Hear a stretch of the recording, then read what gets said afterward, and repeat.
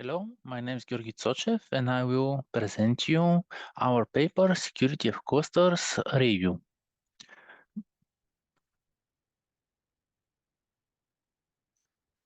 Computer clusters are a collection of connected computer systems that work together to accomplish a common task. These clusters are extremely useful for business and research, but due to their complexity and size, they are also can be vulnerable to cyber attacks. Since these systems operate in a synchronous mode, it is necessary to ensure the security of each of them in order to avoid serious data protection problems. When building a secure cluster, it is important to take into account the various components of the system and ensure that they are well protected. This includes not only the physical protection of hardware components, but also the protection of software applications, databases, and network communications between computers in the cluster. Finally, it is necessary to build strategies for risk management and cluster protection given the potential threats that may occur. The security of a cluster is important not only to protect data and applications, but also to maintain the trust of customers and users in business and research. Successful cluster protection requires a holistic approach that includes the combination of different protection measures, constant monitoring of the system, and a rapid response to the threats and incidents. There are different types of clusters and cluster of architectures, each of which has privileges for some specific non-functional requirements. These types indicate the many ways in which a computer cluster can be configured. In practice, different types of architectures can coexist. For example, we will see some of them. High availability cluster.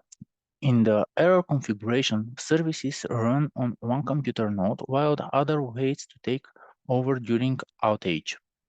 This is mainly used to add fault tolerance.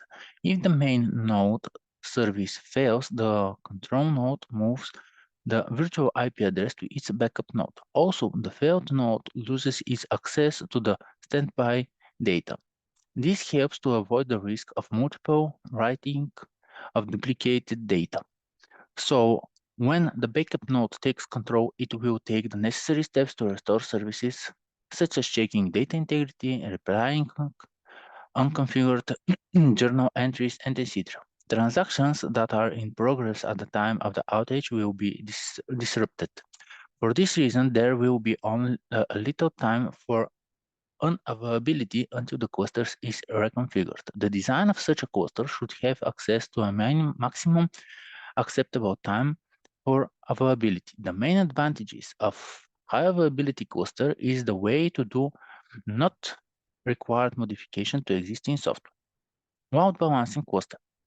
In the load balancing cluster, the load is distributed among the available computational nodes. Load allocation techniques vary. The user's query cycle or links are more general. The more transactions are independent of each other, the better. This means that the computational nodes should be as independent of each other as possible.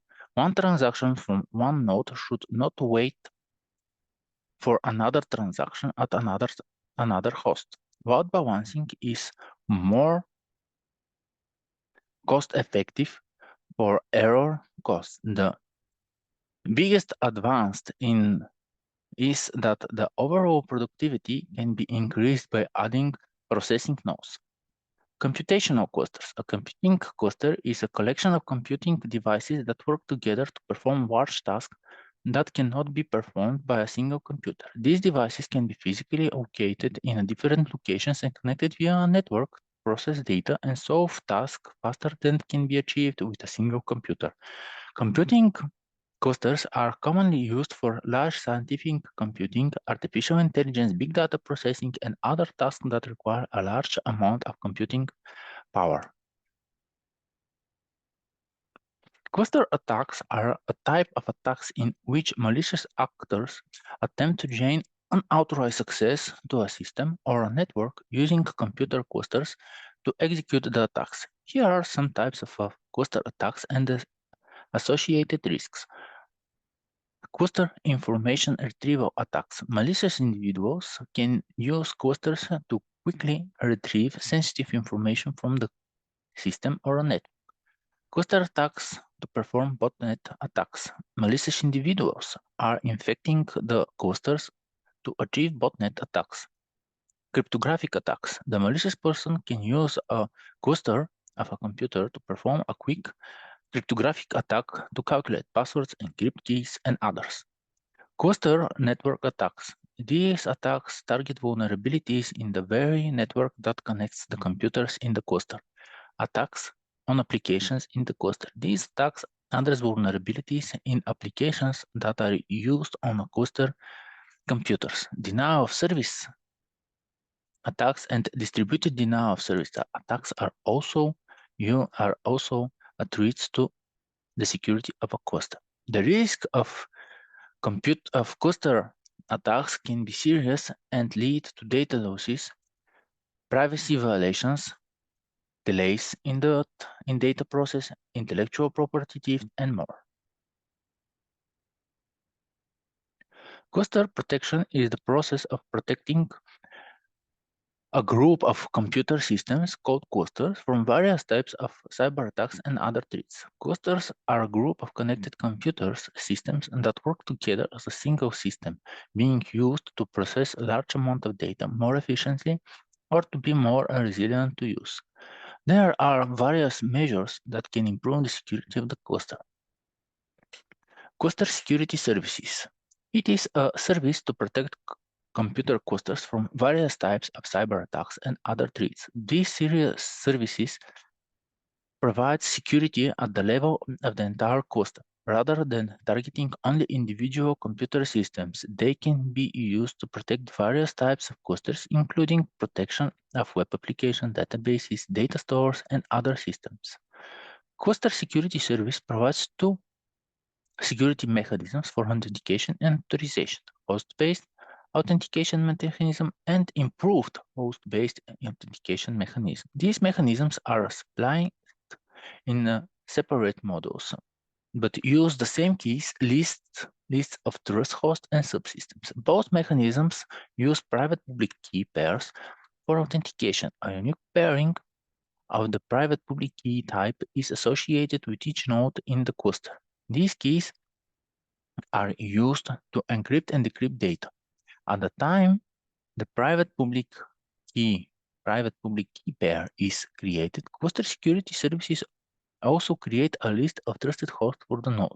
The trusted host is lists associated the host's identity, host name, and IP address with their respective public key values. This association is stored in a file and used by the subsystem to create and validate identity-based identification data.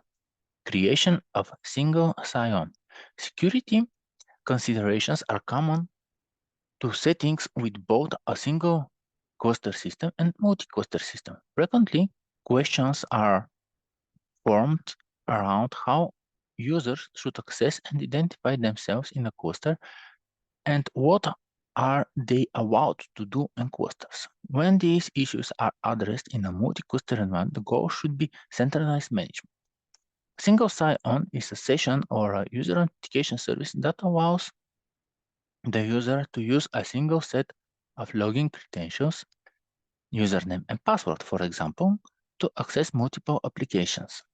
It eliminates the requirements to create a new set of credentials for each accessible system. Instead, authentication activities are managed by managed service identity providers that allow organizations to apply a single authentication mode across multiple clusters.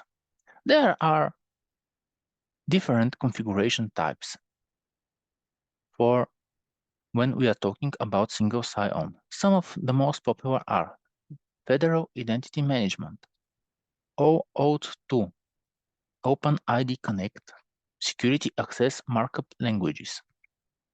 The advantages of single sign-on include the following points. Users won't need to remember any more passwords and usernames.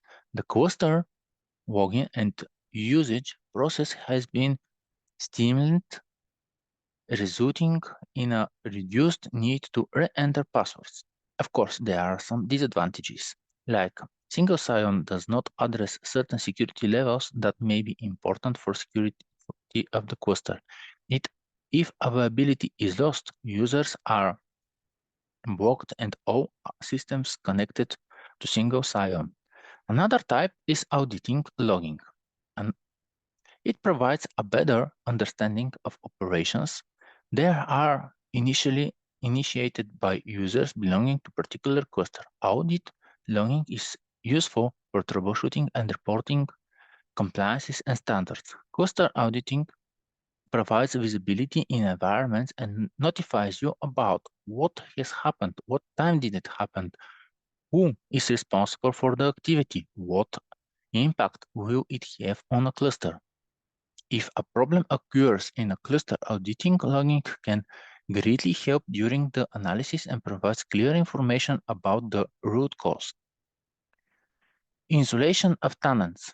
Multiple tenants cluster settings require that tenants ideally be isolated from each other to minimize damage between cluster workloads in the event of problems or system breach. Although workloads can be configured to have application layer access control to protect against network threats, it is better to isolate them at the network level. Defining network policies is a good approach to achieve this isolation.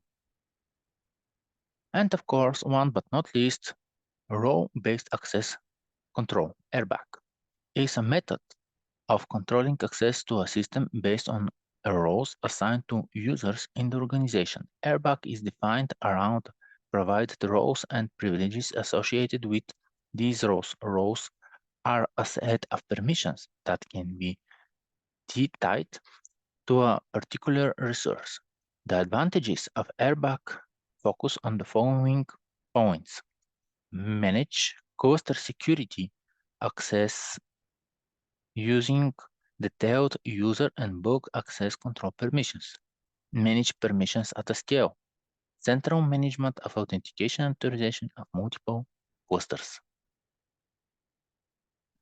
And for conclusion, when it comes to cluster security, attention should be paid to various aspects of the technology, including architecture, software tools, and communication protocols.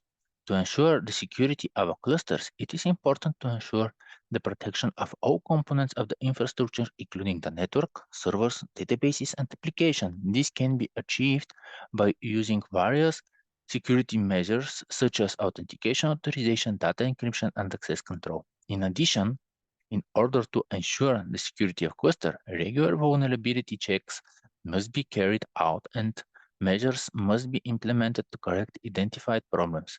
Such measures may include software updates, isolating vulnerable components, and setting up correct network policies. In conclusion, cluster security is critical for the smooth and reliable functioning of network infrastructure and applications. To ensure this security, it is important to implement robust security measures to protect all components of the cluster and carry out regular vulnerability checks. Thank you for your attention.